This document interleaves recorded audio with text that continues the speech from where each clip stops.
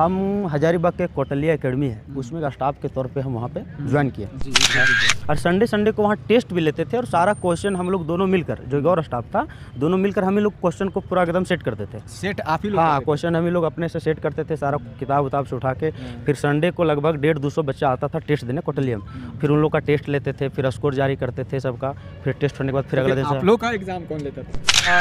1000 रुपये लग रहा था, उसमें भी टेंशन में थे 1000 कहाँ से लाएं फॉर्म भरने का। अच्छा, मतलब 1000 जुटाने में मतलब मुश्किल हो रहा है? हाँ, उस टाइम कि 1000 फॉर्म भरने का लग रहा। क्या कि हम लोग का सब कुछ बंधा हुआ था ना, रेंट वगैरह देना है और रहने का खर्च है, बहुत कुछ है। 1000 कोटलिया में आपको कितना पेमेंट होता है? तो ही चौकीदार का एग्ज़ाम था और रेलवे टेक्नीशियन का भी एग्ज़ाम था और 20 को मेरा डॉक्यूमेंट वेरिफिकेशन भी था। तो हम दुविधा में फंस गए, अब हम करें तो क्या करें। नमस्कार, जोहार, मैं हूं नितेश कुमार और आप देख रहे हैं सच बोल। कहते हैं कि अगर आप किसी चीज़ को शिद्दत से चाहो तो उसे पूरे कायनात मिलाने में जुट जाती है। जी हाँ, अगर आप किसी चीज़ को चाहते हैं तो अगर आप निरंतर प्रयास करते हैं उस चीज़ के लिए तो निश्चित ही वो चीज़ आपको हासिल होगी। जी हाँ, जैसे कि आप जानते हैं कि झारखंड सरकार द्वारा कल एक रिज़ल्ट का घोषणा किया गया है, JSSC सीजीएल का। तो हमारे साथ बातचीत करने के लिए बरही अंचल में सत्यम जी हैं, जो अभी यहाँ पे चौकीदार के रूप में कार्यरत हैं, काम कर रहे हैं। तो सीधे तौर पे इनसे जुड़ते हैं। इनका JSSC सीजीएल एग्ज़ाम क्लियर हो गया है और अब ये इनका ASO के रूप में चयन हुआ है और अब ये सचिवालय में, रांची के सचिवालय में काम करते हुए दिखेंगे। तो सबसे पहले आपको बहुत बहुत बधाई, शुभकामनाएं आपको। Thank you sir. कैसा लग रहा है? बढ़िया फील हो रहा है। बढ़िया फील हो रहा है। बहुत मेहनत की आप? बहुत दिन से उम्मीद लगाए हुए थे कि कब होगा, कब सरकार ज्वाइनिंग देगी, कि हम लोग भी अच्छे पोस्ट पे जा कर के अच्छे से काम करेंगे। और इसके लिए हमको लग रहा है कि 1 साल तक तो हम लोग केवल केस लड़े हैं। 1 साल तक केस? 1 साल से, क्या कि हम लोग का रिजल्ट आया हुआ था 4 दिसंबर 2024 को। तो उसके बाद मेरा डॉक्यूमेंट वेरिफिकेशन का जो डेट दिया वो 20 दिसंबर को दिया। और उसके बाद क्या हुआ कि 17 तारीख को विपक्ष के द्वारा, यानी कि जो इस एग्ज़ाम को नहीं होना चाहते, देना चाहते थे, रद्द करवाना चाहते थे, उन लोगों ने केस किया और हाई कोर्ट के द्वारा 17 दिसंबर को स्टे लगा दिया। तो इसी कारण से फिर हुआ क्या कि मेरा 20 को ही चौकीदार का एग्ज़ाम था और रेलवे टेक्नीशियन का भी एग्ज़ाम था और 20 को मेरा डॉक्यूमेंट वेरिफिकेशन भी था। तो हम दुविधा में फंस गए, अब हम करें तो क्या करें। तो फिर शांति मन से मतलब सोचे कि अब क्या किया जाए। तो मतलब जैसे रिजल्ट आया तो उसमें एक डेट लिखा हुआ था कि जो कैंडिडेट का छूट जाता है DV वगैरह, उसके लिए 26 और 27 का एक अलग डेट दिया हुआ था। तो फिर हम क्या किए कि हजारीबाग में सबसे पहले चौकीदार का एग्ज़ाम दिए। 11:30 बजे के आसपास एग्ज़ाम स्टार्ट था। तो एग्ज़ाम वहाँ दिए। फिर हम क्या किए कि अपना पर्सनल गाड़ी बुक करके रखे हुए थे कि हमको अब रांची जाना है, रेलवे टेक्नीशियन का एग्ज़ाम देना है। वहाँ 3 बजे रिपोर्टिंग टाइम था, 4:30 से एग्ज़ाम था। तो फिर यहाँ से एग्ज़ाम दिए और फिर तुरंत हम रांची निकले। फिर रेलवे टेक्नीशियन का एग्ज़ाम दिए, यानी दोनों एग्ज़ाम हम अटेंड कर चुके। उसके बाद फिर 26 को हम CGL का DV करवाएँ। तो वहाँ रीज़न मांगा जा रहा था कि आपका ऑथेंटिक रीज़न क्या है, आप क्यों नहीं आए 20 को। तो फिर हम ओरिजिनल एडमिट कार्ड जो था जहाँ का थी रेलवे टेक्नीशियन वाला, वो हम दिखा दिए। तो बोले चलिए ठीक है। उसके बाद मेरा डॉक्यूमेंट वेरिफिकेशन हुआ। उसके बाद फिर से तो वेट ही करते रह गए कि कब आएगा कब आएगा। फाइनली आ गया। फाइनली आ गया। ज्वाइनिंग कब है, कुछ पता है? ज्वाइनिंग शायद जैसा अनुमान लगाया जा रहा है कि जैसे हम लोग का भी ग्रुप है सिलेक्टेड लोग का, तो उस हिसाब से लगता है कि दिसंबर में ही ज्वाइनिंग का डेट आने वाला है सरकार के द्वारा। तैयारी कैसे हुआ भैया, उस पर थोड़ा सा हम लोग चर्चा करते हैं। कितने दिनों से तैयारी कर रहे थे और फिर फाइनली आपको सफलता मिली है? जैसे जब हम हजारीबाग गए हुए थे तो जब हम कंपटीशन में आए तो वही 17 में आए, शुरुआत का टाइम 2017 में। 18 में मतलब ज़ोर शोर से लगे हुए थे कि कहीं सिलेक्शन हो जाए। गाँव घर में भी जैसे जॉब होने लगा, माँ बाप का भी उम्मीद था, तो हम भी ज़ोर शोर से लग गए। उसके बाद क्या हुआ, कुछ दिन बाद, 1 आध साल बाद तैयारी में थे, तब तक लॉकडाउन आ गया। फिर से हम घर आ गए। 2 साल घर में रहे और फिर उसके बाद जब हम यहाँ से निकले तो हम हजारीबाग के कोटलिया एकेडमी है, उसमें का स्टाफ के तौर पे हम वहाँ पे ज्वाइन किए। जी, इसके बारे में थोड़ा विस्तार से बताइए। क्योंकि बहुत ही चर्चा का विषय बना हुआ है। तो वहाँ पे हम स्टाफ के तौर पे काम करना शुरू किए।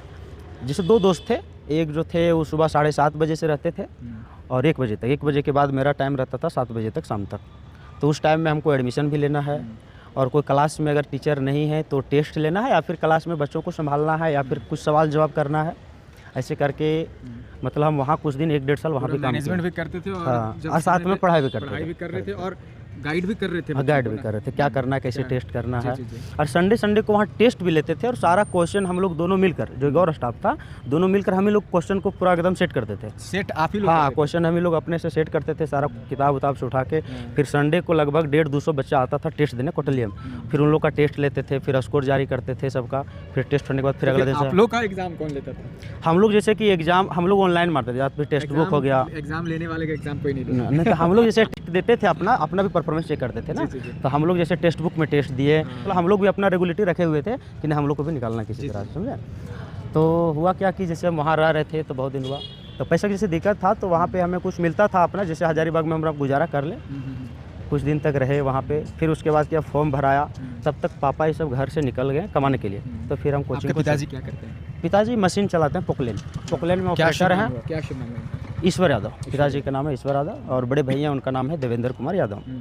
वो भी मशीन चलाते हैं और पिताजी भी चलाते हैं, लेकिन बरसात में फिर आके घर में बैठ जाते हैं, क्योंकि बरसात में काम वगैरह बंद हो जाता है तो समस्या आ जाता है हम लोग का, खेती बाड़ी भी देखना रहता है। उसके बाद फिर कितने भाई हैं आप लोग? हम लोग 3 भाई हैं। 3 भाई हैं। एक और क्या करते हैं? छोटा भाई जो है वो अभी घर तरफ ही है, वो कुछ करता नहीं है अभी। तो तैयारी वगैरह नहीं करता है? तैयारी नहीं, उसको बहुत फोर्स किया, साथ में था तो कि पढ़ लो। वो बोला नहीं हमसे पढ़ाई नहीं होगा, एक शब्द में बोल दे रहे हैं, हमको कुछ करना दीजिए। फिर उसको नहीं किए, जो दिल में है वो कीजिए। तो फिर आगे? हाँ, आगे फिर वही टेस्ट वगैरह देने लगे। फिर एग्ज़ाम का फॉर्म निकला 2019 में। उस समय फॉर्म का 1000 रुपये लग रहा था, उस समय भी टेंशन में थे 1000 कहाँ से लाएं फॉर्म भरने का। अच्छा, मतलब 1000 जुटाने में मतलब मुश्किल हो रहा है? हाँ, उस टाइम कि 1000 फॉर्म भरने का लग रहा, क्या कि हम लोग का सब कुछ बंधा हुआ था ना, रेंट वगैरह देना है और रहने का खर्च है, बहुत कुछ है। 1000 वहाँ कौटिल्य में आपको कितना पेमेंट होता था? वही 2500 मिलता था, 2500 मिल जाता, तो उतना से। चलिए, और फिर आपका पढ़ाई वगैरह फ्री में था? वो पढ़ाई वगैरह, जैसे पढ़ाई हम लोग वहाँ करते थे नहीं थे, जैसे खाली टाइम में जिस दिन मान लीजिए कि जिसमें 1-2 घंटे का गैप रहता था, उस समय क्या करते थे कि हम लोग अपना किताब वगैरह सब रखे हुए थे वहाँ, कुछ क्वेश्चन कर रहे हैं या फिर ऑनलाइन टेस्ट मार रहे हैं बैठ के वहीं पे, समझे। तो ऐसे था वहाँ पे, उसी तरह पढ़ाई रेगुलरिटी मतलब रखे हुए थे। वहाँ से फिर घर आए, जैसे रूम आए, शाम को घर रूम आए, खाना पीना बना के फिर रात में कुछ देर पढ़ाई किए अपना, फिर सोए। अच्छा, वो जो समय था आप जो एक स्टाफ के तौर पे, एक मैनेजमेंट के तौर पे वहाँ पे जो थे आप कौटिल्य में, हाँ, कब से कब वो मतलब कब से कब तक थे?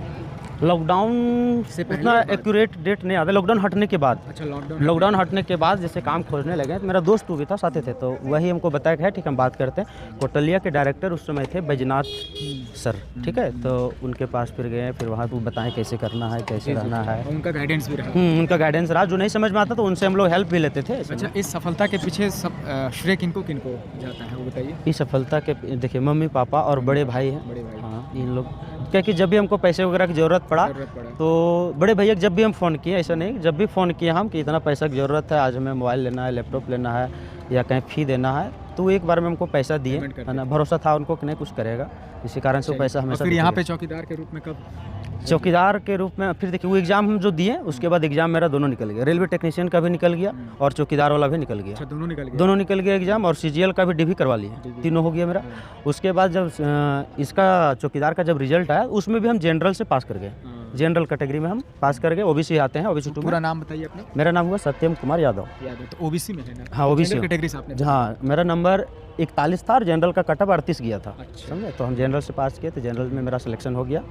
फिर दौड़ वगैरह का डेट दिया, दौड़ वगैरह पास किए, फिर मेडिकल रिपोर्ट देना था, मेडिकल रिपोर्ट दिया सब कुछ के बाद फिर ज्वाइनिंग हम लोग का 22 जनवरी को शायद था, इसी साल?